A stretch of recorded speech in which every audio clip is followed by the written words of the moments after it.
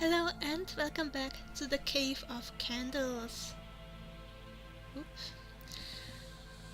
So we've got a yellow, purple, an orange, and a red candle. What do they mean? Interestingly, only the first and fourth candles are lit. Huh. This reminds me of something. Anyway, you are in a room with two pillars and a shelf with four candles on it. The floor is littered with sand, pebbles, and rocks. Yeah, that's nice. What else is there? Pillars. You examine the two pillars. Both pillars are cylindrical and reach just below your chest. Each pillar is flat on top with a symbol carved into it. The right pillar has a picture of a shark tooth carved into it. The left pillar has the picture of a feather carved into it. You attempt to move one of the pillars, but it seems to be anchored solidly in place.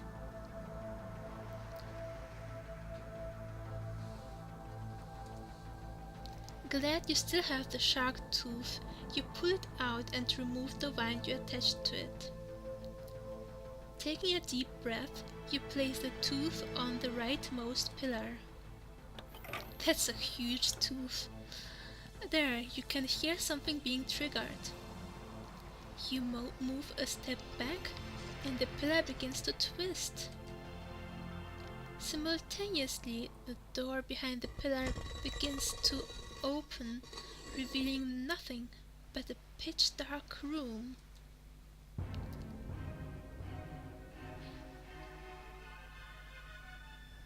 You step toward the doorway but hesitate, as it is pitch black. You consider whether it would be wise to take one of the candles with you.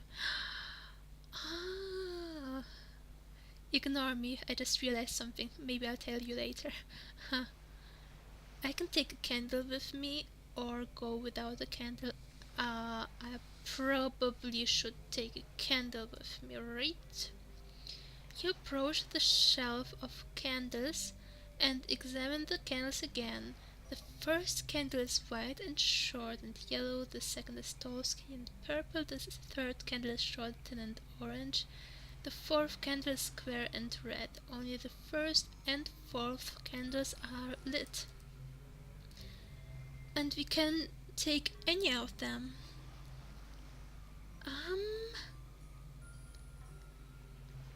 Yeah.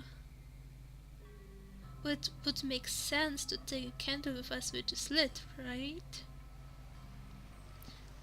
You know what I'm thinking about? The place where we found Phaelus, the mage of our grandfather, and he had two candles. One was long with spirals and one was short and purple, I think. Anyway, I'll try the purple candle, not because it's lit, but it is not lit, but because maybe it has what we need. Because I think that maybe I saw it in Phaelus' shop.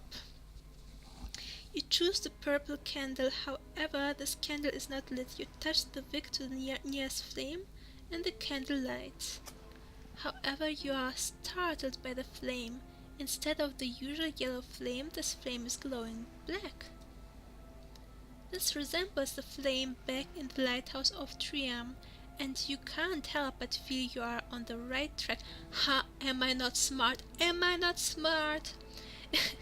You proceed to the doorway with this candle. And this is what I realized just now. That when you place the feather on the pillar, then you will have a certain task before you. But when you place a tooth on the pillar, the task will be different. because when you put a feather on the pillar, you don't need a candle, and there's no dark room ahead of you. So this game is actually more interesting than I thought. Alright. Candle in hand, you finally enter the doorway. You find a staircase leading further down into the unknown. Carefully you descend the staircase and eventually arrive at another tunnel further down. Step by step you progress, candle in hand. Oh, there's an underground lake. And a lady? Is it a lady? This white figure? Maybe not. The first thing you notice upon entering the room is the periodic sound of dripping water. The ceiling is decorated with numerous stalactites. From the stalactites, water is dripping into a large underwater lake below. The water of the lake appears black in the dim light and is dotted here and there with stalagmites reaching towards the ceiling.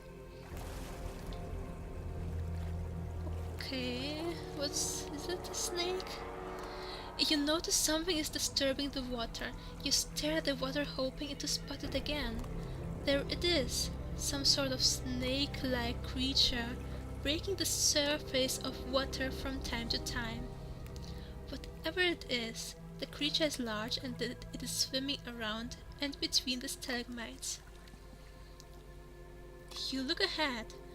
On the far side of the underwater lake, you can barely make out a ledge and a cavern opening. There is also a boat on the shore near where you are standing. You feel it is best to enter the boat and to make your way to the far shore.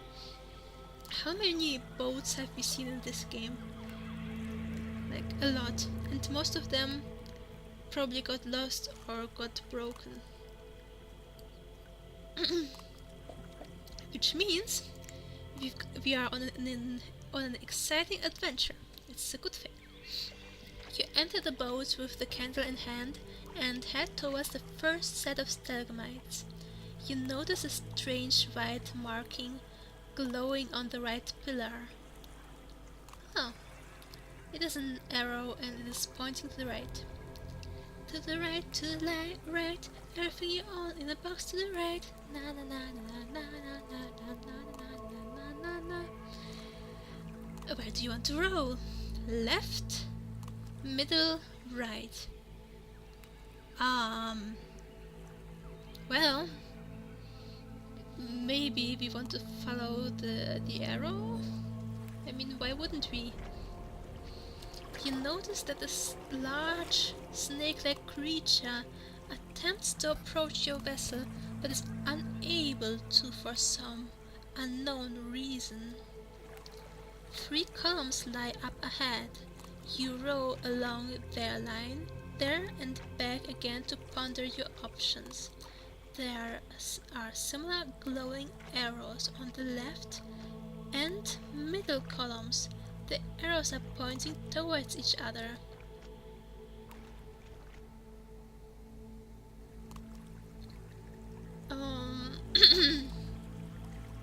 What? Oh, 3 columns. Oh, 3 columns.